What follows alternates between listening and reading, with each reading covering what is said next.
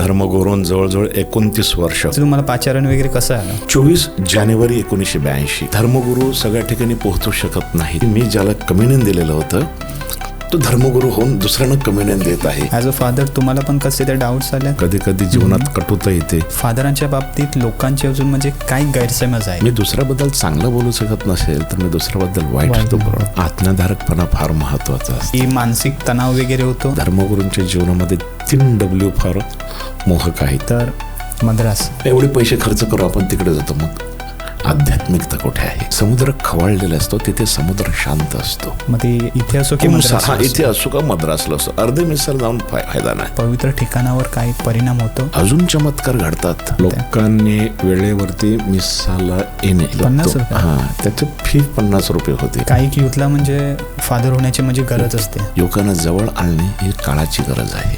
फादरांना पण तसे मोह येतं. मनुष्य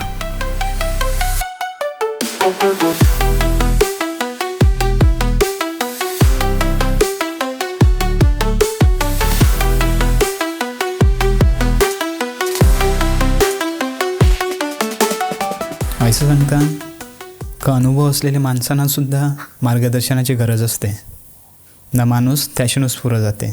ऐसाच आपला 28 वर्षाचा अनुभव असलेले आपले रेव्हरेंड फादर अमृत फोन्सेका, ज्याला आपण सगळीच बोलकीत आहोत, ते आज आपल्याला या ॲज अ गेस्ट म्हणून भेटलेले आहात ना. आज त्यांच्याबरोबर आपण खूप काही डिस्कस करणार आहोत.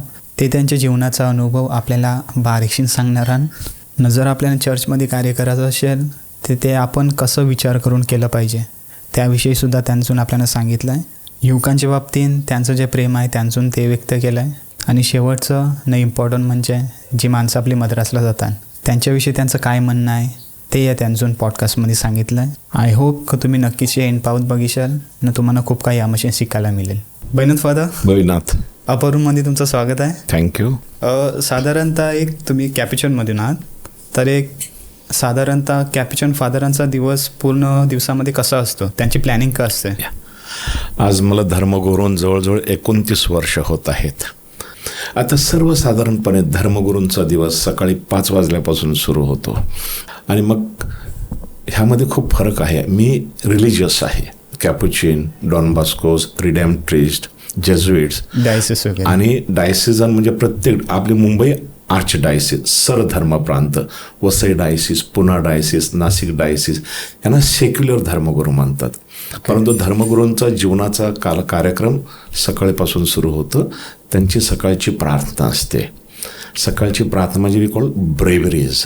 त्या ब्रेवरीमध्ये आम्ही प्रार्थना करत असतो. तर आमचं टाईम टेबल असते. सेमिनरीमध्ये पासून आमचं टाईम टेबल ठरवलेलं असते आणि आम्ही जिथे असतो तिथे आम्ही कम्युनिटीमध्ये असतो. तर सकाळची आमची प्रार्थना असते. प्रार्थनानंतर आमची मिस्सा असते. पण ती प्रार्थना झाल्यानंतर मेडिटेशनसाठी सुद्धा आम्हाला वेळ असतो. मग मिस्सा झाल्यानंतर सुद्धा काही धर्मगुरू वैयक्तिक प्रार्थनेसाठी आपला वेळ घेत असतात. मग आमचा सकाळचा नाश्ता असतो. नाश्त्यानंतर मग आपला सकाळचा प्रातःविधी झाल्यानंतर स्क्रिप्चर रिडिंग असते. मग धर्मगुरू त्यांच्या ऑफिसमध्ये बसत असतात. मग ऑफिसमध्ये 9 ते 12पर्यंत मग सिक्कोल असेल, आशीर्वाद असेल वगैरे. मग दुपारची जेवणाच्या अगोदरची प्रार्थना असते, mid day prayer we call it. आणि मग त्याच्यानंतर मग जेवण वगैरे असते. नंतर आमची 3 वाजता ऑफिस ऑफ द रीडिंग ही प्रार्थना असते.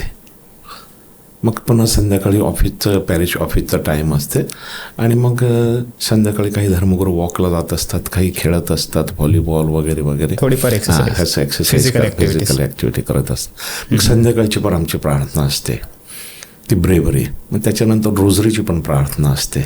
मग नाईट सफर. त्याच्यानंतर मग थोडा वेळ काही जण टी व्ही बघत असतात किंवा काही कम्युनिटी असेल तर मग काही गेम्स खेळत असतात, इंडोर गेम खेळतात. 10:30 लाईट ऑफ.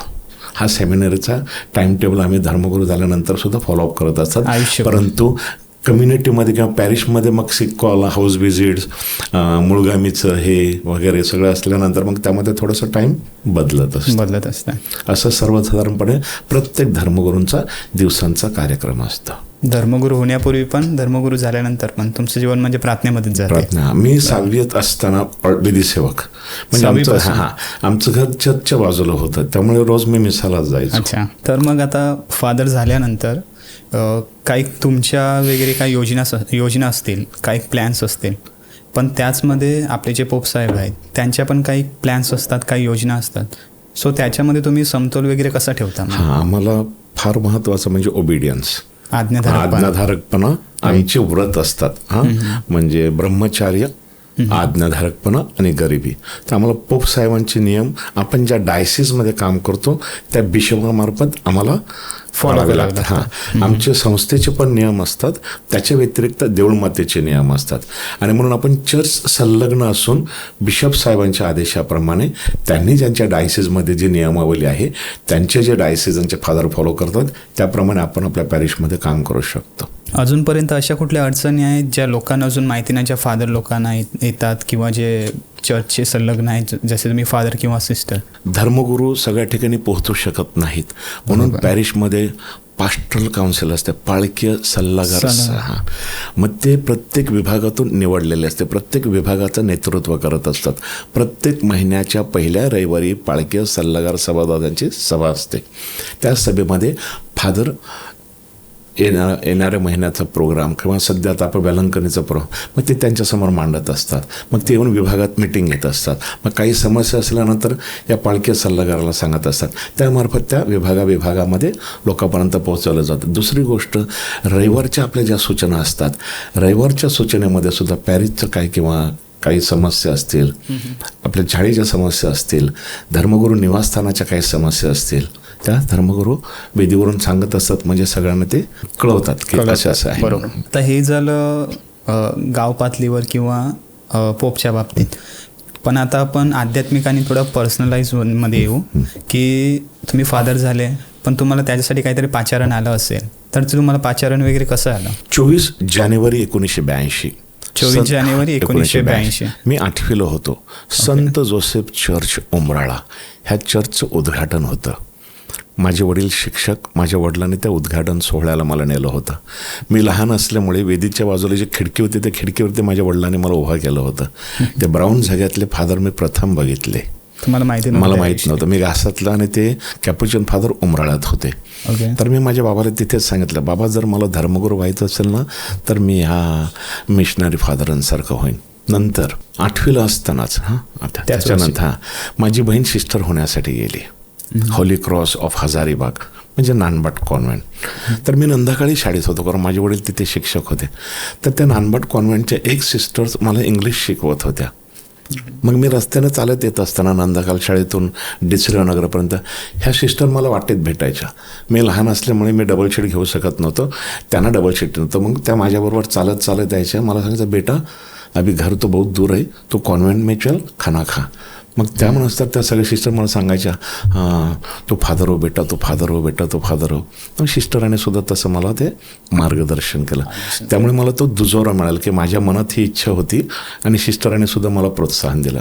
त्याद्वारे माझ्या मनात ते धर्मगुरू होण्याचं खतपाणी ते बी झालं, खतपाणी देण्याचा सिस्टराने प्रयत्न. तर आता तुमचे आता फादर झाल्यानंतर तुमचे हे आयुष्यभरासाठी सेवा कार्याचं म्हणजे जीवन आहे तुमचं.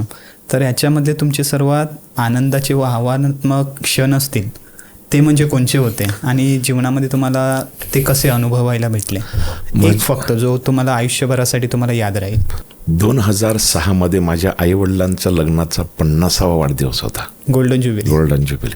मी त्यांचा मुलगा असून मी माझ्या आईवडिलांच्या लग्नाच्या दिवशी ज्या आनाभाका केलेल्या होत्या त्यांच्या व्रताचं मी नूतनीकरण करत होतो. हा माझ्या आयुष्यातील एक महत्त्वाचा क्षण. दुसरा माझ्या आयुष्यातील महत्त्वाचा क्षण म्हणजे उमराळ्यात असताना ज्या मुलाला प्रथम कम्युनियनच्या दिवशी मी ज्याला कम्युनियन दिलेलं होतं तो धर्मगुरू होऊन दुसऱ्यांना कम्युनियन देत आहे आणि त्याच्या आभाराची मिसाला मला ते प्रवचन देण्यासाठी बोलवलं होतं. हा एक माझ्या आयुष्यातील आणखीन एक महत्त्वाचा प्रसंग आहे. दुसरं, जेव्हा मी जात असतो तेव्हा ज्यांचं लग्न लावलेलं आहे, ज्यांना मी स्नानसंस्कार दिलेले आहेत, ते आई वडील आपल्या मुलाला सांगतात, ह्या फादरने ना तुला स्नानसंस्कार दिलेला आहे. अभिमानाची गोष्ट. काही जण सांगतात, फादर तुम्ही विसरले असाल, तुम्ही आमचं लग्न लावलेलं आहे. ज्यांना मुलंबाळं नव्हती, जे वेलंकणीला गेलेले होते, ज्यांच्या डोक्यावरती हात ठेवून प्रार्थना केले, फादर तुम्ही वेलंकणीला गेले, तुम्ही आमच्यासाठी प्रार्थना केले, हा चमत्कार आमच्या जीवनात घडला की आम्हाला 10 वर्षांनंतर मुलंबाळ झालेलं आहे.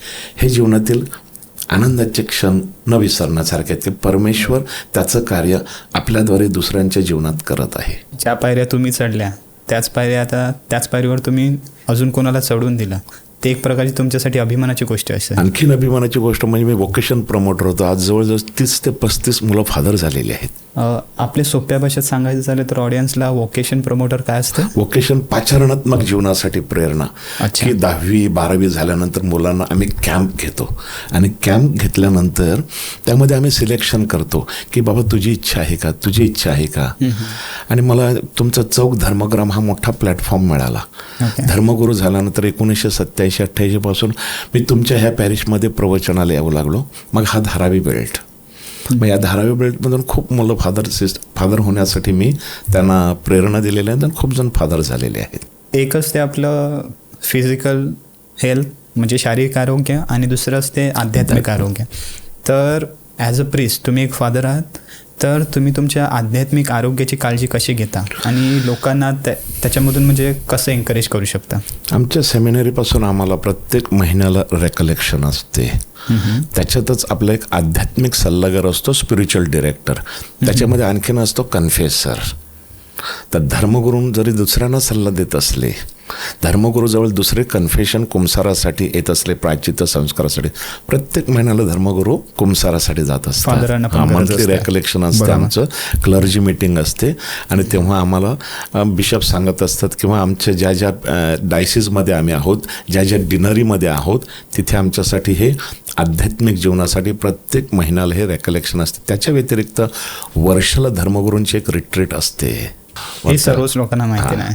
वर्षाला प्रत्येक धर्मगुरू रिट्रीटला जात असतात आणि त्यांना जाणे हे अगत्याचं असते. जर डायसिसने जी रिट्रीट आयोजित केलेली आहे त्यामध्ये तुम्हाला नाही जाता आलं तर वैयक्तिक रिट्रीटसाठी धर्मगुरू 1 आठवड्याची सुट्टी घेत असतात पॅरिशमध्ये. किती दिवसाची असते? 1 आठवडा. 1 आठवडा कंपल्सरी.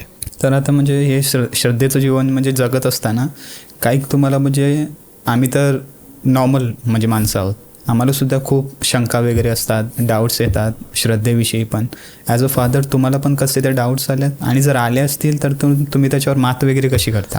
नाही, त्यामुळेच मी तुम्हाला सांगितलं आपल्याला एक आध्यात्मिक सल्लागार असतो. कधी कधी जीवनात कटुता येते, कधी कधी जीवनात प्रतारणा येते, कधी कधी आपल्या इच्छेप्रमाणे होत नाही, परंतु ती देवाची इच्छा असते. तर देव आपल्याला त्या परीक्षा पाहत असतो.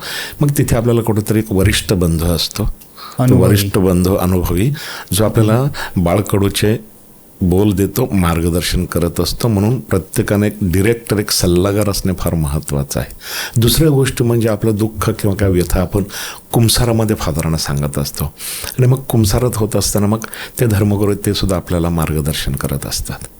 जीवनात प्रतारणा असते, दुःख असते किंवा शंका असतातच, प्रत्येक मनुष्याच्या जीवनात असतात, परंतु त्याद्वारे मार्गदर्शनाद्वारे धर्मगुरू त्यावरती मात करत असतात. आता एवढे वर्षाचा तुम्हाला म्हणजे फादर होण्याचा अनुभव आहे, तरी पण तुम्हाला अजूनपर्यंत शंका येतात? नाही, शंका देवाच्या उपस्थितीत कधीच शंका नव्हती. माझ्या जीवनात अशीच कधी कधी प्रतारणा आली नाही. कधी टी व्हीवरती काही ऐकलं, ते एकदा मला सांगितलं होतं की एखाद्या बायबलविषयीच ना येशू ख्रिस्ताने सांगितलं होतं, जे त्या माणसाने जे स्पष्टीकरण दिलं ते मला थोडंसं ते आवडलं नाही. म्हणून एक वरिष्ठ धर्मगुरूला मी त्याच्याविषयी विचारलं होतं. बाकीचं माझ्या मनात अशी काही कधी शंका आलेली. फादर होण्यापूर्वीचा तुमचा अनुभव आणि किंवा जीवनासाठी दृष्टिकोन आणि आता फादर झाल्यानंतर जीवनासाठी तुमचा दृष्टिकोन, त्याच्यामध्ये काय फरक आहे? फादर होण्या अगोदर आपण छोटं बाळ 10वी नंतरच मी जॉईन झालेलो होतो, तेव्हा एवढे जीवनाचा अनुभव आपल्याला काय आलेला नव्हता. 10वी नंतर खूप लवकर झाला. हां, मी माझ्या 15व्या वर्षी मी नंतर मी तेव्हा आपल्याला इंग्लिश पण नव्हतं, गोव्याला गेलेलो होतो. 1984 वर्ष पण नाही झाली. नाही. मग 10वी झाल्यानंतर मग 15 वर्ष मी गोव्याला गेलो होतो इंग्लिश शिकण्यासाठी. आणि कमेन्सी आमचा प्रोग्राम असतो, तो कमेन्सी प्रोग्राम. आणि मग माझ्या जीवनाला सुरुवात झाली. मग आम्ही 11वी 12वी उमराळ्यात आमचं जे जुनं घर होतं तिथे राहून थॉमस बॅप्टिस्टा ज्युनियर कॉलेजमध्ये 11वी 12वी केल्यानंतर मग आमच्या रिलिजियस जीवनाच्या प्रवासाला सुरुवात झाली मँगलोरवरून. वी कॉल इट पसुलॅन्सी नोविशिएट फिलॉसॉफी म्हणजे तत्त्वज्ञान झाल्यानंतर 1 वर्षाचा कार्यानुभवाचा अनुभव, मग 3.5 वर्ष ईशज्ञान आणि ते शेवटचे 6 महिने असतात ते उपधर्मगुरुपद म्हणजे डायकनेट. तिथे थोडंसं आम्हाला 1-2 महिन्याचा 40 दिवसाचा जो कोर्स असतो. मग थोड्या दिवस अनुभवासाठी आम्हाला एका पॅरिशमध्ये अनुभवासाठी पाठवतात. मग आमचे गुरु दीक्षा होते, डिकन डायकनेट. तो मग धर्मगुरू होण्याच्या अगोदरचा अनुभव वेगळा, सेमिनरीचा अनुभव वेगळा. सेमिनरीत फक्त शिक्षणच, अभ्यास आणि काम. त्याच्यानंतर मग प्रॅक्टिकल, की आता तू जे शिकलेलं आहे ते आत्मसात करून लोकांच्या सेवेसाठी ते कसं तू करणार आहेस. धर्मगुरू झाल्यानंतर महत्त्वाचं म्हणजे प्रवचन देणे, ते प्रवचनाची तयारी. मग सॅक्रमेंट कसे साजरे करायचे, बॅप्टिझम, लग्न संस्कार. आता कोण आजारी असेल तर आजाऱ्यांना आशीर्वाद कसं देणार तू.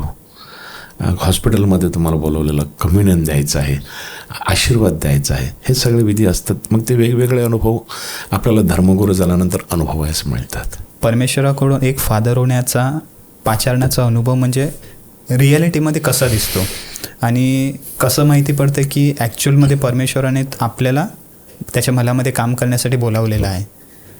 आणि त्यावरती आपल्याला जेव्हा समजते की चला परमेश्वराकडून आपल्याला मल्यामध्ये काम करण्यासाठी पाचारण आलेलं आहे, सो त्यावरती आपलं उत्तर वगैरे काय असलं पाहिजे, हा खूप महत्त्वाचा प्रश्न आहे. आणि मी हा प्रश्न म्हणजे कशाला विचारला, माझाच एक खूप जवळचा मित्र, त्याला कंटिन्युअस म्हणजे 3 दिवस सेम स्वप्न पडलं की तो म्हणजे चर्चमध्ये आहे वगैरे, खूप डिटेलमध्ये त्याने सांगितलेलं मला. त्याला सेम स्वप्न पडलं. तर मला तो विचारतो की हे पाचारण असू शकते का. ते आपल्या भाषेमध्ये भावा माना काय माहिती बरं असेल ते, पण ते फादरांना एक विचार. तर त्यावेळेला त्याला समजलं नाही. तर पण तो त्याच्यानंतर त्या सेमिनरीमध्ये वगैरे गेला नाही, कारण त्याच्याकडे ती माहिती नव्हती की ते जे पाचारण आलेलं आहे त्यावरती कसं रिॲक्ट करायचं, काय करायचं. तर जर कोणाला असं येतं तर त्यावरती कसं आपलं उत्तर असलं पाहिजे. आपल्याला ते कळते. पॅरिशमध्ये हा मुलगा जो त्याला पाचारणात्मक जीवनाची साध आहे ना, तो मिसात असतो, रोजच्या मेसामध्ये असतो. तो फादरांच्या अवतीभोवती फिरणारा असतो. फादरांना कळते की ह्या मुलाला परमेश्वराचं पाचारण आहे. मी माझा उमराळ्यातला अनुभव सांगतो.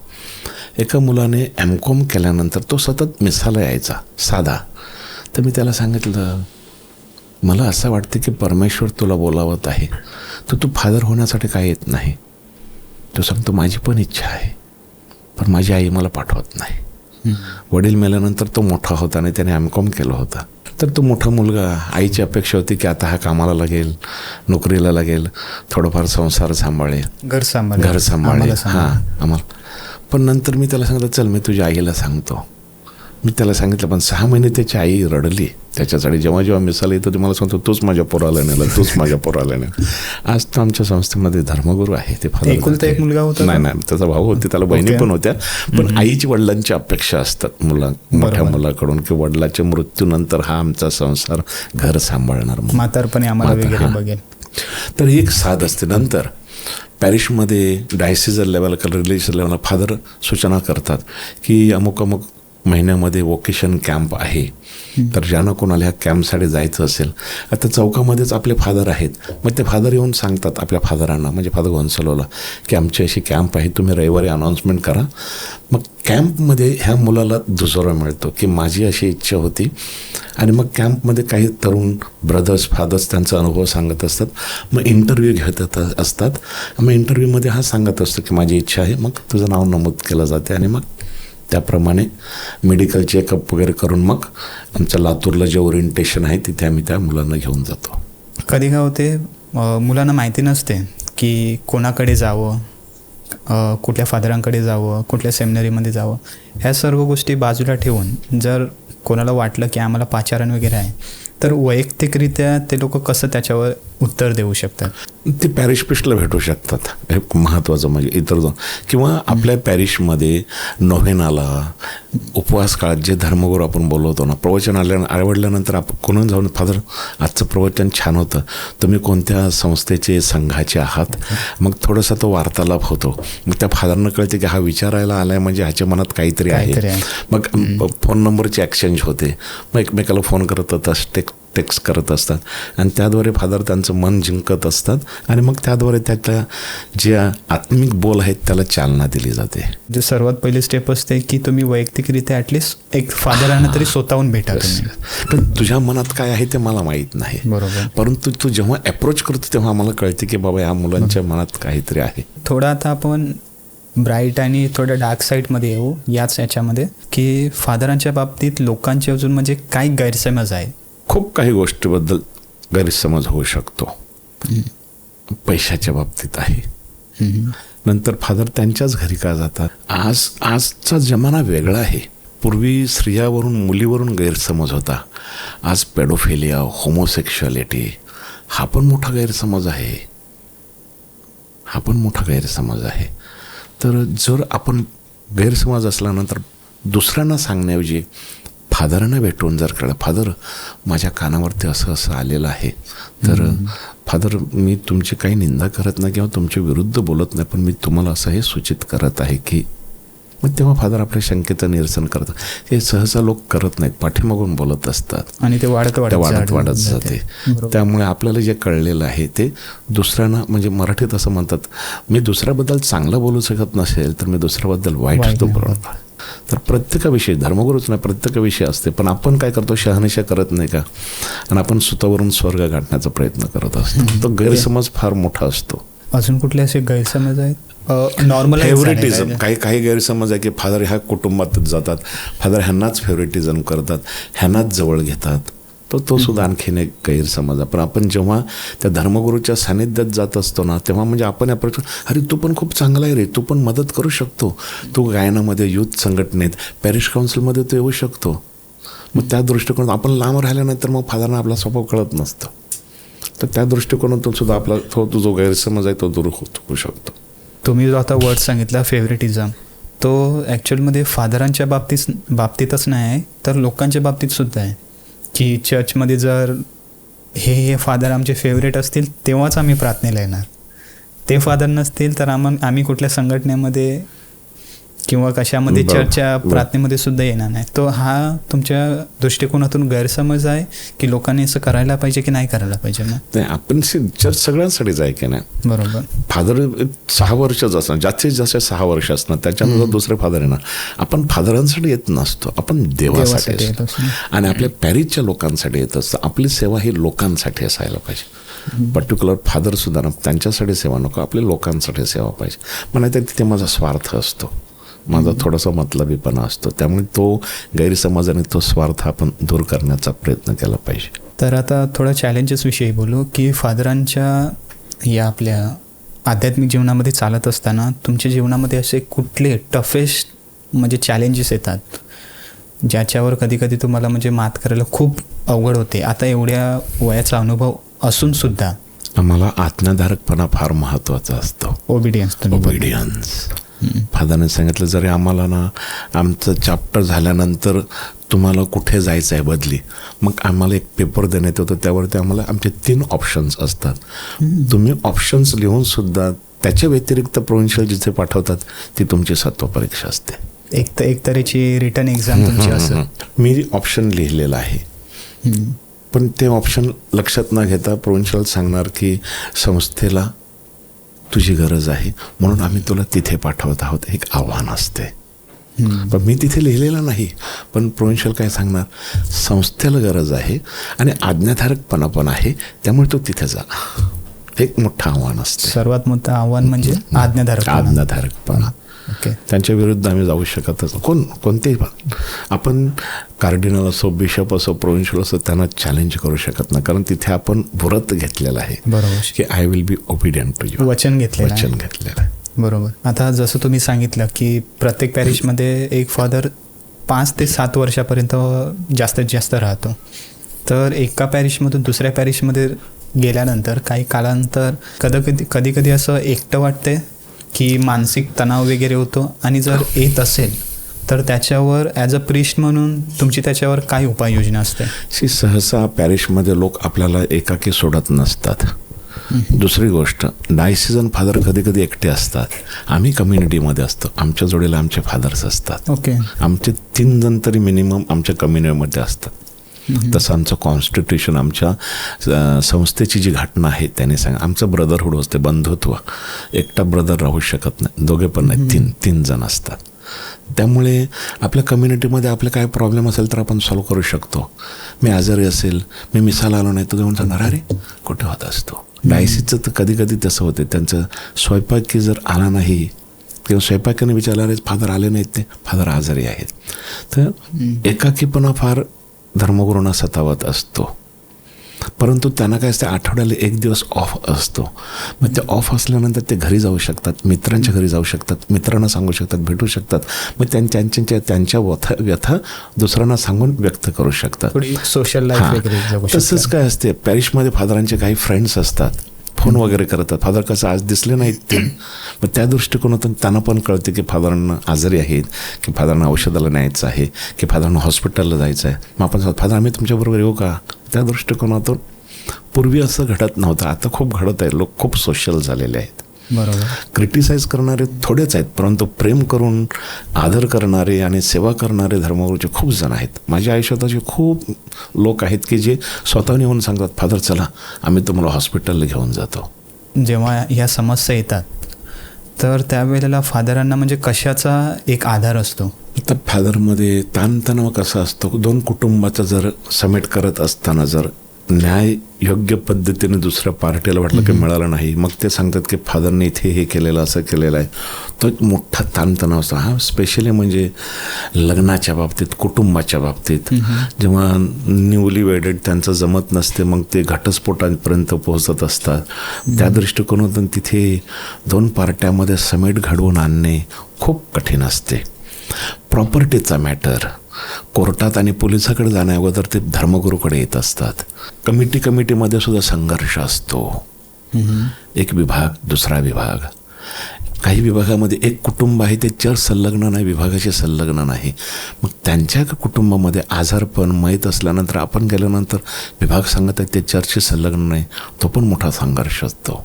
वादविवाद.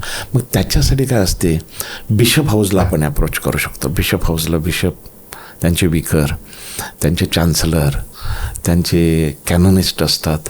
त्यामार्फत आपण सल्ला घेऊ शकतो की आम्हाला बिशप हाऊसवरून अशी नियमावली दिलेली आहे आणि बिशप हाऊसच्या नियमाचं आम्ही पालन करून आम्ही तुम्हाला असा संदेश करू शकतो. या सर्व वाईट प्रसंगामध्ये तुम्हाला आशा, होप ज्याला आपण म्हणतो, ती म्हणजे कशी आणि कुठून भेटते ना? ती आपण आता आमच्याकडे वरिष्ठ धर्मगुरू आहेत, त्यांना आम्ही विचारतो, त्यांचा सल्ला घेतो. मग ते सांगतात बिशप तुझ्याबरोबर आहेत, बिशपची समिती तुझ्याबरोबर आहे. आपलं जे दुःख आहे, आपल्या वेदना आहेत, आपल्या ज्या समस्या आहेत त्या आपण ताबडतोब बिशपांच्या हाऊसपर्यंत सुपूर्त करायला पाहिजे की माझी अशी पॅरिशमध्ये समस्या आहे फादर, बिशप साहेब किंवा दुसरं कोणते फादर असेल तर त्याद्वारे ते आपल्या शंकेचं निरसन करू शकतात आणि आपल्याला मार्गदर्शन करू शकतात आणि तिथे आपल्याला आधार पण मिळतो आणि ते अनुभवी असतात. थोडा डीप क्वेश्चन मी तुम्हाला विचारतो की आम्ही सामान्य माणसं, फादरांचं जीवन आणि आमचं जीवन टोटली म्हणजे खूप डिफरंट आहे. तर आम्हाला सामान्य माणसं म्हणून आम्हाला म्हणजे खूप असे मोह येतात, ते खूप टेम्पटेशन्स डीप वगैरे असतात. फादरांना पण तसे मोह येतात. मनुष्य असल्यानंतर भावनेचा मनुष्य असतो आणि ह्या भावना प्रत्येकानं असतात, पण त्या भावनावरती मात करणे फार महत्त्वाचं असते. पोप साहेबांनी जे 35 वर्षाचे फादर माथ्यू ज्याने आत्महत्या केली त्यांच्याविषयी सांगितलेलं आहे की ते फादर वोन आऊट झाले होते, थकलेले होते, समस्या होत्या आणि मग जेव्हा त्या समस्येवरती ते मात करू शकले नाहीत तेव्हा त्याने ते एक प्रकारची पळवट शोधून आत्महत्या केलेली आहे. तिथे त्याला योग्य मार्गदर्शन भेटलं नाही किंवा ते कदाचित घाबरलेले असतील आपल्या मनाच्या समस्या सांगण्यासाठी.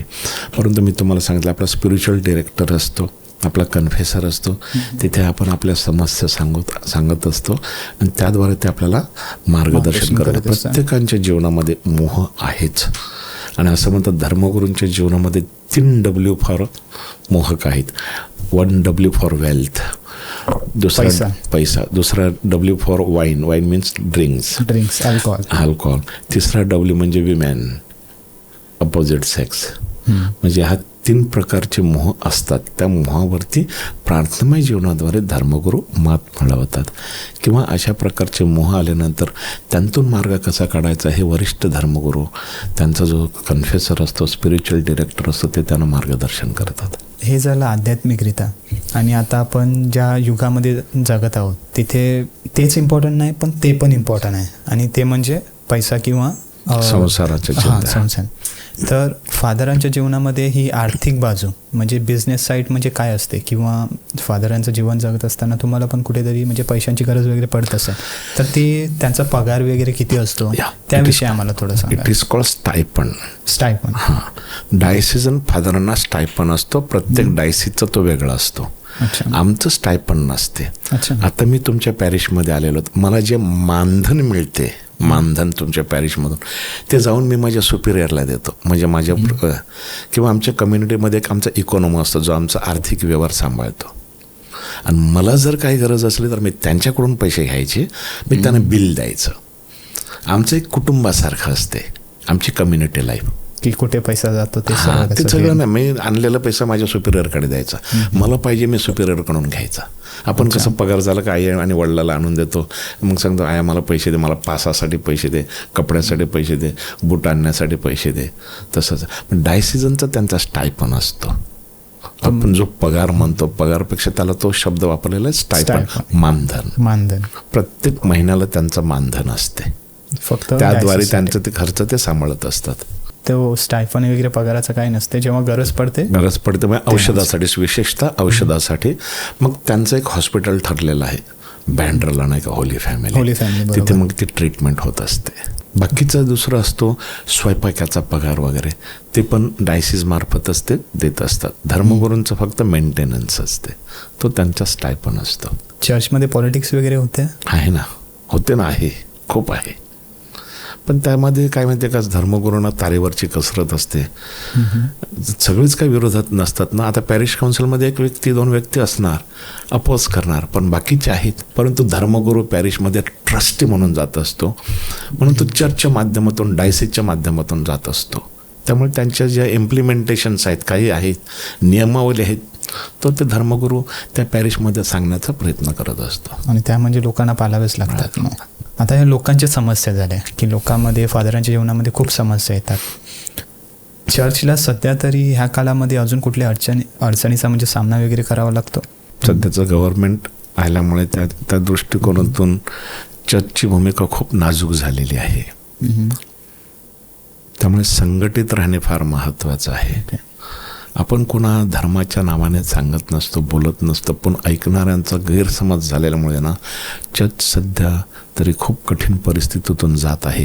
ह्या अगोदर पण चर्च खूप कठीण परिस्थितीतून गेलेलं आहे. चर्च म्हणजे ओव्हरऑल देऊळ माता आपण म्हणतो, देऊळ माता. तर हा खूप सध्या समस्या आहेत. परंतु प्रार्थनामय जीवनाद्वारे संघटितपणे आपण त्यावरती मात करतो. कारण शेवटी देव आहे आणि तो सामर्थ्याचा देव आहे आणि तो न्याय देणारा देव आहे. म्हणून त्याने सांगितलं, मी तुम्हाला एकाकी सोडणार नाही, I will send you an advocate. पवित्र आत्मा पाठवेन, जो पवित्र आत्मा सुबुद्धी देईल, सत्याद्वारे तुम्हाला मुक्त करेल. चर्चमध्ये म्हणजे प्रणालीमध्ये काम करत असताना खूप साऱ्या व्यक्तींच्या म्हणजे भावना वगैरे दुखावल्या गेल्या असतील, त्याविषयी तुमचं काय मत आहे? भावना दुखावल्या गेल्यानंतर धर्मगुरू काय सांगत असतात पॅरिश काउन्सिलमध्ये, की हे काम करत असताना कोणाच्या भावना दुखावल्या असतील तर आम्ही क्षमस्व, क्षमेद्वारे आपण माफी मागून तो मामला सॉल्व्ह करू शकतो. म्हणजे पॅरिश लेवलला, पॅरिशमध्ये प्रत्येक व्यक्ती प्रत्येक गटाचा असतो, प्रत्येकाचं मतदान वेगळं असते. त्यामुळे आपण प्रत्येकजण प्रत्येकांची बाजू मांडण्याचा प्रयत्न करत असतो. परंतु चर्चमध्ये आपण हे पॉलिटिक्स बाजूला ठेवत असतो आणि संघटित राहण्याचा प्रयत्न करत असतो. पॉलिटिक्स हवा आहे सुधारण्यासाठी, गावाच्या ज्या सामाजिक सुधारणा त्याच्यासाठी पाहिजे, पक्ष पाहिजे. पण चर्चमध्ये आल्यानंतर तो पक्षपातीपणा नको आहे, ते पॉलिटिक्स आहे. चर्चमध्ये पॉलिटिक्स नसते.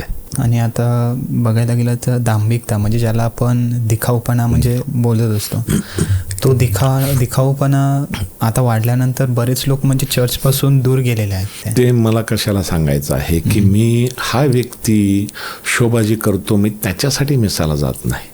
मी धर्मगुरूसाठी मिसाला जात नाही, मला येशू पाहिजे म्हणून मी मिसाला जातो.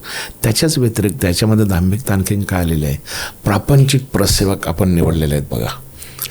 कोणता पण व्यक्ती असो, मी त्याच्याकडे पाहत नाही, तो काय देतो हे फार महत्त्वाचं आहे. तो येशू ख्रिस्त मला देत आहे, मी त्याच्याकडे जात नाही, मला त्याच्याकडून येशू पाहिजे. मी कम्युनियन त्याच्याकडून, काही जण जात नाहीत, प्रापंचिक असलं का दुसऱ्या लाईनीमध्ये जातात. ते कळत न कळत म्हणजे चर्च कडून पण म्हणजे लोकांच्या बाबतीत काय गैरवर्तन किंवा चुका वगैरे झाल्या असतील तर ते चर्चने त्याच्यामधून म्हणजे काय शिकलेलं आहे, या ज्या भावना वगैरे दुखावल्या गेल्या. हां, चर्च त्या पर्टिक्युलर व्यक्तीला कधी कधी आम्ही धर्मगुरू चूक करत असतो की सूचनेमध्ये ते सांगत असतो, मग त्या त्याच्या भावना दुखावतात, त्याला प्रत्यक्षात बोलवायचं नाही, समेट. हां, चार चौघात सांगण्यापेक्षा 1 to 1 इज बेटर. आणि चर्च आता फक्त काही लोक फक्त रविवारच्याच मिसाला जातात, तर चर्च म्हणजे रविवारच्या मिसानेच नाही तर इतर कुठल्या गोष्टीने आपण म्हणजे चर्चशी संलग्न राहू शकतो. कारण काही माणसं कुठल्या संघटनेमध्ये नाहीत, फक्त रविवारच्या मिसाला जातात, दॅट्स इट. ते ठीक आहे, मी आणि माय असं आमचं काही काम झालं. पण त्याच्या व्यतिरिक्त प्रत्येक विभागामध्ये मूळगामी संघटना असते. प्रत्येक महिन्याला मूळगामीची प्रत्येक विभागात मीटिंग होणे, बायबल शेअरिंग होणे, जपमाळीची प्रार्थना होणे. मी काय करतो, प्रत्येक दिवशी, प्रत्येक महिन्याला, प्रत्येक कुटुंबात, म्हणजे तू संलग्न नसलं तरी तुझ्या घरी झालं पाहिजे जाण्याचं. तू दुसऱ्यांच्या घरी जात नाही, मग काही सांगतात मी त्याच्या घरी जाणार नाही, पण त्याच्या घरी मावल्यानंतर प्रार्थनेसाठी जाणंच भागच आहे. बरोबर. मग त्याला कळते की एवढे लोक माझ्या घरी आल्यानंतर मी सुद्धा दुसऱ्यांच्या घरी जायला पाहिजे. Obedience. बांधिलकी करून घेतो, ते बांधिलकी करून घेतो. आणि आपण आता चर्चच्या दृष्टिकोनात जर जात आहोत तर मद्रास जर आता खूप ट्रेंडिंगमध्ये आलेलं आहे की लोकांचा व्यवसाय वगैरे झाल्यानंतर लोक मेडिटेशन एक प्रकारचं आणि थोडं एंटरटेनमेंट म्हणून मद्रासला वगैरे जातात. माझं कोळी लोकांचं हृदयात शिरणं हे अर्नाळापासून झालं.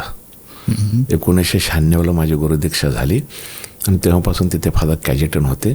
ते माझ्या वडिलांचे मित्र होते. तेव्हा त्यांच्या प्रत्येक सणावाराला मिसासाठी मी तिथे जायचो ना. मग मी मनोरेला पॅरिश प्रिस्ट होतो. त्याद्वारे मी कोळी लोकांना जवळून अनुभवलेलं आहे. तर आता पुढच्या वर्षी आम्ही कोळी यात्रेकरू संघटना 25 वर्ष रौप्य महोत्सव साजरा करतो. 25 वर्षात मी कोळी लोकांना जवळून वेलांकणीनं अनुभवलेलं आहे. त्याच्या व्यतिरिक्त काही जण सांगतात ते तिथे पार्टी करायला जातात, दारू प्यायला जातात, पत्ते खेळायला जातात.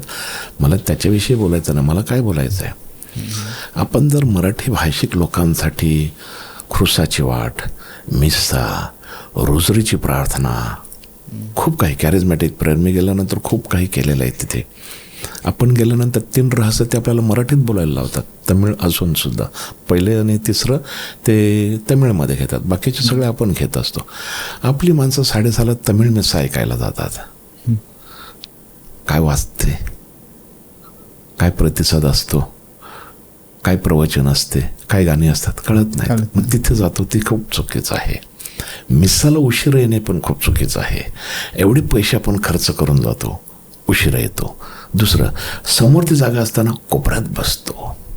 पवित्र मिस्सा ह्याला प्राधान्य पाहिजे. मिस्सामध्ये जिवंत येशू ख्रिस्ताचं जिवंत दर्शन आणि जिवंत येशू मी स्वीकारत आहे, ह्या गोष्टीवरती मला जास्त भर द्यावा असं वाटतं. आणि ते मी प्रबोधनात सांगितलं सुद्धा आहे. 6 वाजता ख्रुसाच्या वाटेची भक्ती असते. एका खोलीत 5-6 जण असतात. मला समजते, चला बाबा ख्रुसाच्या वाटेच्या भक्तीला तुम्ही आले नाहीत, मिस्साला तरी या आणि वेळेवरती या आणि जवळ या. ह्या फार महत्त्वाचं आहे. मग आपण घरी करतो तेच तिकडे करतो, एवढे पैसे खर्च करू आपण तिकडे जातो. मग आध्यात्मिकता कुठे आहे? दुसरा, आपण म्हणतो डबरू म्हणजे केस कापणे आणि समुद्रात आंघोळ करणे, ह्याद्वारे पापक्षालन होत नाही. कुंसाऱ्याला जायला पाहिजे. कुंसाऱ्याला पण जाणे फार महत्त्वाचं आहे. तर मग लोक मद्रासला वगैरे जातात, काहीकांचा नवस वगैरे असतो. तर मध्ये मद्रास आणि याच्यामध्ये म्हणजे असं काय आहे की लोकांना तिथे म्हणजे अजून जाण्यासारखं वाटते, आकर्षित करते? काही लोकांनी आता पोट्टाला पण जाण्याची सुरुवात केलेली, कारण मद्रासला गेल्यानंतर खर्च जास्त होतो. तर 3 दिवसाचे पोट्टाला रिट्रीट करून 5 दिवस इथे येत असतात. परंतु एक आकर्षण असते. कोळी लोकांचं समुद्रात आकर्षण आहे. इथे पावसाळा असतो, तिथे पावसाळा नाही, तिथे उन्हाळा असतो. इथे समुद्र खवळलेला असतो, तिथे समुद्र शांत असतो. तर आमचे नोव्हेने होतात, आमच्या रोजऱ्या होतात. मी बघितलेलं प्रत्येक देऊळ आपल्या लोकांनी सोडलेलं नाही. प्रत्येक ठिकाणी जाऊन ते रोजरी करणार. इव्हन ते मेन श्राईनमध्ये सायलेन्स आहे तिथे पण आपले रोजरी जोरजोराने करत असतात. आणि मग त्या फादरांना माहीत आहे की हे लोक असतात प्रार्थना, प्रत्येक ठिकाणी जाऊन ते प्रार्थना, तो भावार्थ असतो आणि तो भावार्थ वाखाणण्याजोगा असतो. खूप भक्ती असते त्यांची.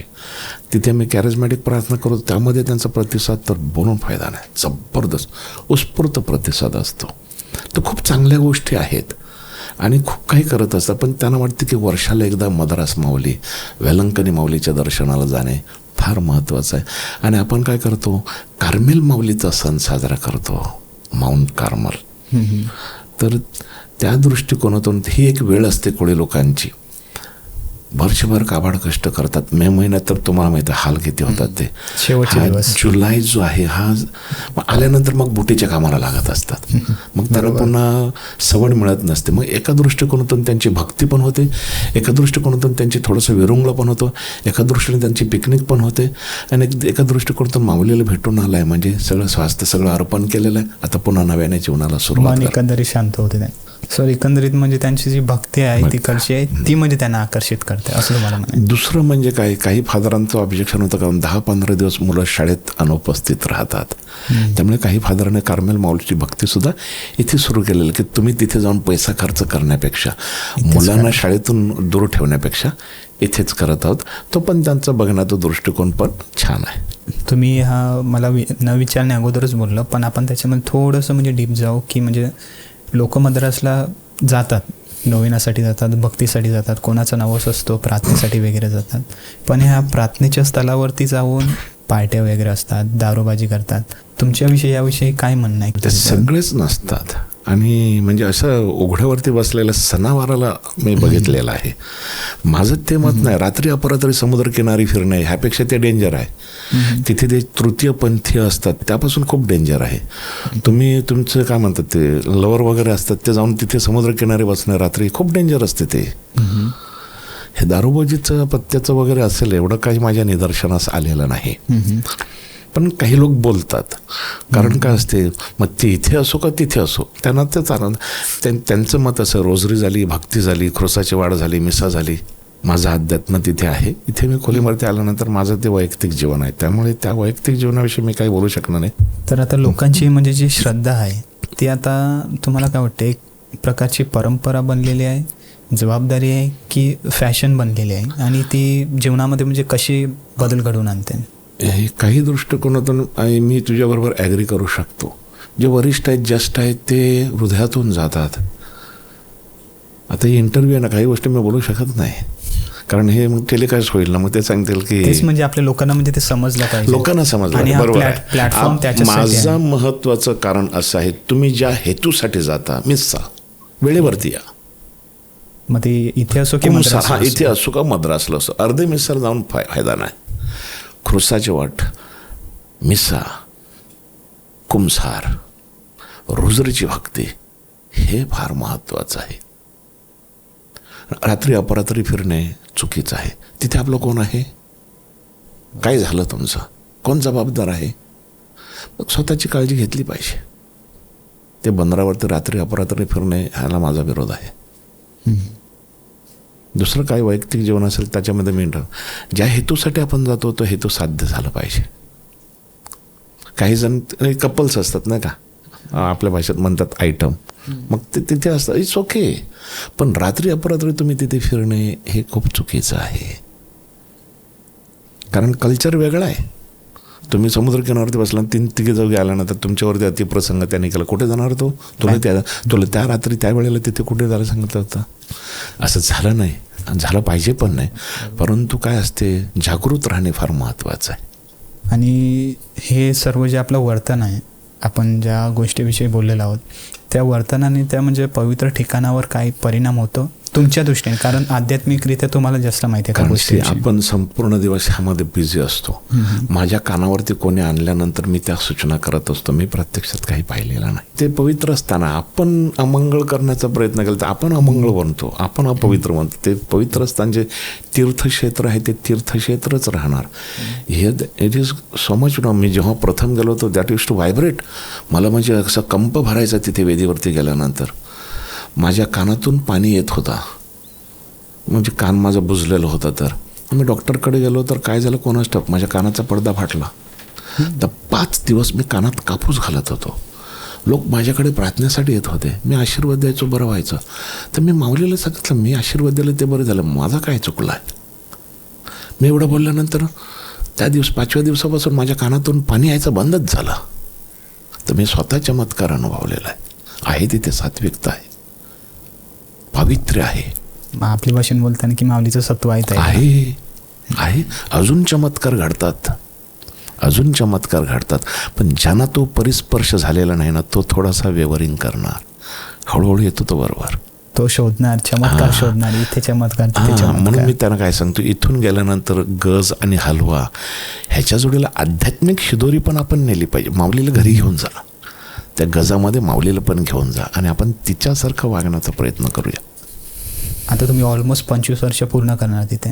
तर या 25 वर्षामध्ये एक कुठला ते माऊलीचं म्हणजे सत्व होतं ते तुम्हाला म्हणजे आयुष्यभर याद राहील आणि ते खूप म्हणजे मोठं होतं तुमच्यासाठी. ते स्वतःचं असू शकते किंवा दुसऱ्यांनी म्हणजे तुम्हाला सांगितलं असेल, ते म्हणजे कुठलं होतं तुमच्यासाठी? मुलंबाळांची देणगी.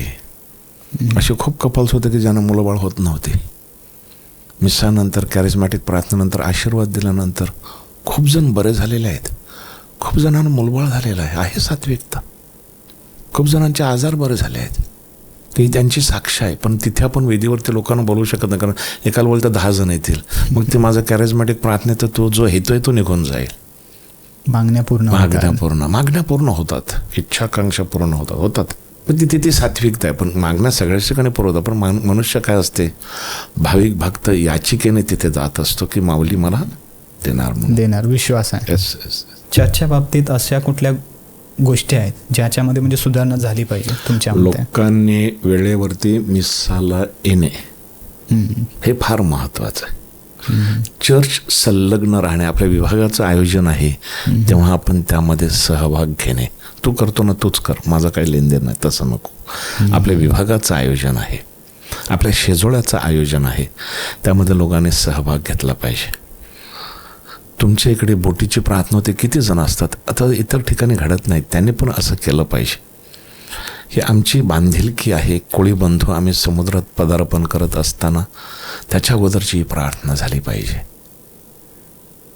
चर्चच्या माध्यमातून कोळी बांधवासाठी. कारण तुम्ही दर्यावरती माणसं आहात, समुद्रात जीवन जगणारे आहेत. माऊली सकाळचं नक्षत्र नसून तो दर्याचा तारासुद्धा आहे. त्याची साथ सोबत आपल्याला लाभत असते. त्यामुळे देवाचं देवाला देणे कर्तव्य आहे. देव आपल्याला खूप काही देत असतो, आपण देवाला काय देत असतो, आपला वेळ देऊया, प्रार्थनेद्वारे देवाशी हेतुगोज करूया. कारण संपूर्ण वर्ष आता तुम्ही भांग असल्यानंतरच फ्री असणार. बरोबर. मग भांगामध्ये ते डागडुजीचं काम असणार, मग मिसासाठी वेळ. तर देवासाठी वेळ देणे जेव्हा आहे तेव्हा हृदयातून देणे फार महत्त्वाचं आहे. तुम्ही मला 2-3 म्हणजे प्रश्न होते, त्याच्यामध्येच एकामध्येच तुम्हीच आन्सर दिलं, खूप चांगलं आहे. पण एक विचारायचं होतं की जे नेतृत्व करणारे असतात, काही संघटनेचे असू शकतात, प्रार्थनेचे असू शकतात, तर त्यांचं या गोष्टीमध्ये काय कर्तव्य असलं पाहिजे? त्यांनी सगळ्यांना घेऊन चालायला पाहिजे. आता चर्चमध्ये काय झालं, कॉम्पिटिशन झाली आहे. त्याचं कॉयर, ह्याचं कॉयर, त्याचं कॉयर, त्याच्या, मग तिथे पॉलिटिक्स आलं. मग तिथे तारीवरची कसरत, तुम्ही ह्या सणाला वाजवायचं, तुम्ही ह्या सणाला वाजवायचं, तुम्ही ह्या प्रार्थनेला वाजवायचं, तुम्ही ह्या प्रार्थना. आपण देवासाठी करतो, स्वतःसाठी करत नाही. मग स्वतःचं माझं नावासाठी जेव्हा येते तेव्हा त्यामध्ये थोडंसं स्वार्थ आल्यामुळे त्या देवळामध्ये पाणी थोडंसं गढूळ होतं. मग हे थोडंसं आपलं स्वार्थीपणा, पण त्यामुळे कुटुंबामध्ये, मित्रामध्ये सुद्धा, सोयरेमध्ये सुद्धा फुटीरता निर्माण झालेली आहे. मत्तेच्या शुभवर्तमानातील अध्याय 5 वचन 16 काय सांगतात, देवाला जन देतील गौरव पाहुणी तुमच्या सत्कार्या. आपल्या सत्कार्याद्वारे, आपल्या भक्तीद्वारे, आपल्या चांगुलपणाद्वारे, all for the glory of God, संत इग्नेशियस लॉयला म्हणतात तसं, देवाच्या गौरवासाठी. बरोबर. हे जर असेल तर मग चर्चमध्ये कोणती पण संघटना असो, आपण देवळाचा आणि देऊळमातेचा उद्धार करणार. कॅथलिक चर्चच्या भविष्याकडे म्हणजे पाहताना तुम्हाला कुठली आशा दिसते किंवा कुठली होप दिसते अजूनपर्यंत? रोमकरस लिहिलेलं पत्र सांगत आहे, आशा आपल्याला कधीच निराशा करत नाही. त्यामुळे जे सात्विकता आहे, जे पावित्र्य आहे, जो चांगुलपण आहे, जे क्षमेचं वरदान आहे, ते सर्व. परंतु देऊळमातेला सुद्धा प्रापंचिकाने निराश केलं पाहिजे नाही. आज एकच मुलगा आहे, कॉम्प्युटर हे ते संडेला असलं तरी पण ट्युशन क्लासेस, मग आध्यात्मिकता, धर्मशिक्षण. मग देऊळ मातीची धुरं वाहणार कोण? धर्मगुरू, धर्मभगिनी सुद्धा ही देऊळ मातीची एक मोठी समस्या आहे, एक मोठी बाब आहे, चिंता आहे की देऊळ माता आपल्याला सांभाळते, आपण सुद्धा देऊळ माता सांभाळली पाहिजे. प्रापंचिकांचं पूर्वीचं चर्च आताचं चर्च खूप फरक आहे. पूर्वी धर्मगुरू कशी मिसा करायचे, आता लोकांसह मिसा, लोकांना इन्व्हॉल्व करतात. प्रापंचिकांचा सहभाग आहे, प्रापंचिक वेदीवरती चढत आहेत, प्रापंचिक कम्युनियन वाटत आहेत, प्रापंचिक वेगवेगळ्या संघटनेमध्ये आहेत, प्रापंचिक प्रॉपर्टी कमिटीवरती पण आहेत. म्हणजे ह्या सगळ्यांनी धर्मगुरूला लोकांना घेऊन चालत आहे. कारण धर्मगुरू 6 वर्षानंतर गेल्यानंतर ही कमिटी आहे दुसऱ्या धर्मगुरूला मार्गदर्शन करणार, दुसऱ्या धर्मगुरूच्या बरोबर राहणार. मग चर्चचा जो कार्यक्रम आहे किंवा चर्चची जी धुरं आहे ते सुरळीतपणे चालू राहील. आजकालची जी तरुण पिढी आहे ती असं काय होत आहे की जे आपलं त्याच्यासाठी ते आपलं जीवन जे परमेश्वराला समर्पित करत नाही. 9वीला दृढीकरण झाल्यानंतर मुलांचं सगळं संपते. कारण 10वीला त्यांचं करिअर असते, पर्सेंटेज पाहिजे, ट्युशन पाहिजे, टर्निंग पॉईंट आहे. तर त्याच्यानंतर त्याची ती गोडी सुटते.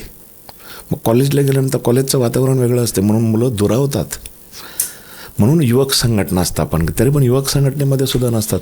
तो सांगतो माझा क्लास आहे, माझं हे आहे, माझं ते आहे, माझं इंजिनिअरिंगचं कॉलेज आहे. त्यामुळे ही मुलं दुरावल्यानंतर त्या मुलांना एकत्र करणे काळाची गरज आहे. आज तरुणामध्ये आत्महत्येचं प्रमाण वाढलेलं आहे. वसई डायसिस त्याला काय म्हणतात ते फेसिंग करत आहे. वसईमध्ये हे त्याचं मूळ कारण काय, तर बिशपने आता धर्मगुरूच्या माध्यमातून पाऊल उचलण्याचा प्रयत्न केलेला आहे. जे युवक दुरावलेले आहेत, अभ्यासाचं टेन्शन आहे, करिअरचं टेन्शन आहे, जॉबचं टेन्शन आहे, खूप काही असू शकते. ते शोधून काढून त्यांना मार्गदर्शन करणे, युवकांना संघटित करणे, युवकांना जवळ आणणे ही काळाची गरज आहे. आज कॉम्पिटिशन चाललंय, त्याला तेवढे मिळाले, तुला एवढे काय मिळाले नाहीत, तो त्या ठिकाणी नोकरी लागला, तू कधी जाणार आहे. मग प्रेशर असतो कुटुंबात. एकटा जरी मुलगा असला तरी तो कोणाशी शेअरिंग करू शकत नाही. मम्मी पप्पाचं प्रेम केलं, खूप काही पुरवलं तरी त्यांचा दृष्टिकोन वेगळा असतो. तर मुलाच्या भावना समजून घेणे एक माध्यम चर्चच्या माध्यमातून झालं पाहिजे. काही युथला म्हणजे फादर होण्याची म्हणजे गरज असते, पण आता तुम्ही म्हणजे सांगितलं वरून प्रेशर वगैरे असते आणि काही फॅमिलीसुद्धा त्यांना पाठवत नाही. आमचा एकुलता एक आहे किंवा आमचा म्हातारपणी आम्हाला बघेल. तर त्या आईवडिलांसाठी तुम्ही काय सांगू इच्छिता? त्या आईवडिलांना मी एकच सांगत असतो की योहान्नाचे शुभवर्तमानाला अध्याय 3 वचन 16 आपण वाचतो, देवाचा पण एकलाच पुत्र होता, देवाने मानवाच्या उद्धारासाठी दिला. आणि देवाला आपली काळजी घ्यायची असेल ना तर देव कुठे पण घेतो. असे माझे कुटुंब आहेत की एक मुलगी आणि एक मुलगा, मुलगी सिस्टर झाले, मुलगा फादर झाला आहे. आई वडील आहेत, परमेश्वर काळजी घेत आहेत. आपले बिशप होते बिशप बॉस्को एकटाच मुलगा, त्याची बहीण एकटीच सिस्टर, ती सिस्टर हे बिशप आहेत.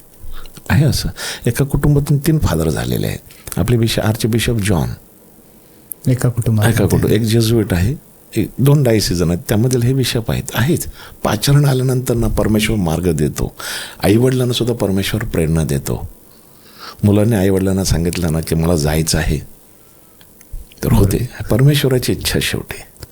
पुढच्या पिढीसाठी ॲज अ फादर म्हणून तुमची भूमिका काय असली पाहिजे? माझी भूमिका म्हणजे तरुणांसाठी, विशेषतः तरुणांनी संघटित राहून काय फादर जरी नाही गेला तरी चर्च संघटनेत ज्या संघटना आहेत, कॉयर, युथ संघटना, ह्याच्यामध्ये भाग घेऊन नेतृत्व करणे, कॅटेकिझम शिकविणे, तुझ्यामध्ये जे कलागुण आहेत, चांगुलपणा आहे, नेतृत्व आहे, इतरांना त्यामध्ये संघटित करून पुढाकार घेण्यासाठी मदत करणे फार महत्त्वाचं आहे. आणि एक तरुण कोणाची फादर होण्याची इच्छा असते तर त्याच्यासाठी प्रक्रिया किंवा प्रोसेस असतो आणि त्यासाठी म्हणजे काय करावे लागतं? आता आणि संडेसाठी एक प्रवचन असते धर्मगुरूबद्दल, त्याच्या व्यतिरिक्त तो युवक संघटनेमध्ये असेल, त्याच्या व्यतिरिक्त कॅम्प जेव्हा असतं तेव्हा धर्मगुरू अनाऊन्समेंट करतात.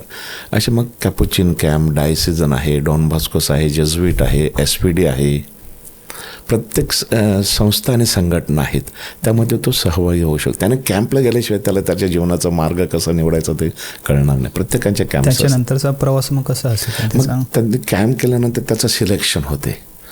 मग त्याला सेमिनरीमध्ये पाठवतात. मग सेमिनरीमध्ये तर कदाचित त्याचं ग्रॅज्युएशन असेल तर पहिला कम एन सी प्रोग्राम असतो, मग तो ग्रॅज्युएशन करतो. मग त्यांच्या रिलिजियस जीवनाला, सेमिनरी जीवनाला सुरुवात होते. आणि सिलेक्शन जे तुम्ही बोललात ते कुठल्या बेसिसवर होतं? ते टीम असते, प्रोव्हिन्शियल आणि वोकेशन प्रमोटर आणि जे डिरेक्टर असतात ते टीम असते, काही प्रश्न त्याला विचारत असतात. मग त्याची होकार दिल्यानंतर मग तो प्रोसेस सुरू होतो. मग मेडिकल कॅम्प वगैरे घेऊन चेकअप करून मग त्याचे सर्टिफिकेट्समुळे आईवडिलांचं संमतीपत्र, त्याचं संमतीपत्र, पॅरिशपीठचं पत्र, बॅप्टिझम सर्टिफिकेट, आईवडिलांचे मॅरेज सर्टिफिकेट, सगळं स्वखुशीने आपण पाठवतात. तो स्वखुशीने येत आहे असं. मग तो 1-2 वर्ष अनुभव घेतो. नंतर तो सांगतो मला नाही जमत. मग तो परत येऊ शकतो. Personal choice. हां, पर्सनल चॉईस म्हणजे सेमिनरीमध्ये. हां, पण फादर होण्याच्या मार्गावरती पण 9-10 वर्ष असतात. त्या कालावधीत तो परिपक्व होतो. ते डिपेंड करते. म्हणजे आमचं प्रत्येक 6 महिन्याला इव्हॅल्युएशन असते, वर्षाला इव्हॅल्युएशन असते, मुलांचं इव्हॅल्युएशन, फादरांचं इव्हॅल्युएशन. त्यामध्ये तुझ्या काय त्रुटी आहेत, प्रार्थनेला उशीर येतो का, अभ्यासामध्ये काय आहे, गेममध्ये कसं आहे, भांडखोरपणा आहे का, तुझा क्रिटिसिझम आवृत्ती आहे का, मग ते आपल्याला करेक्ट करत असतात. रिफ्लेक्शन. हां, मग गेल्या वेळेला तुला हे क्रिटिसिझम मिळालं होतं, ह्या वेळेला खूप फरक आहे. मग त्या दृष्टिकोनातून त्यामध्ये जर सुधारणा घडत असेल तर त्या प्रकारे मार्गदर्शन केलं जाते. फादरांची भूमिका एक फादर होण्यापुरतीच असते की त्याच्या व्यतिरिक्त? मग फादर म्हणजे तो शब्द फादर आहे म्हणजे वडील. मग कुटुंबासाठी, मुलांना मार्गदर्शन करण्यासाठी, आजारांसाठी, गरिबांसाठी, विधवांसाठी एक फादर म्हणूनच त्यांची भूमिका असते. तुम्हाला आता ऑलमोस्ट किती वर्षाचा अनुभव आहे? 29. ऑलमोस्ट आता 28 वर्ष झाली, 29 वर्ष चालू आहे. 29 वर्षाचा तुम्हाला फादरांचा अनुभव आहे. आणि आता काही म्हणजे तरुण फादर बनत आहेत किंवा बनण्याच्या प्रोसेसमध्ये आहेत, त्यांच्यासाठी तुमचा काय सल्ला असेल?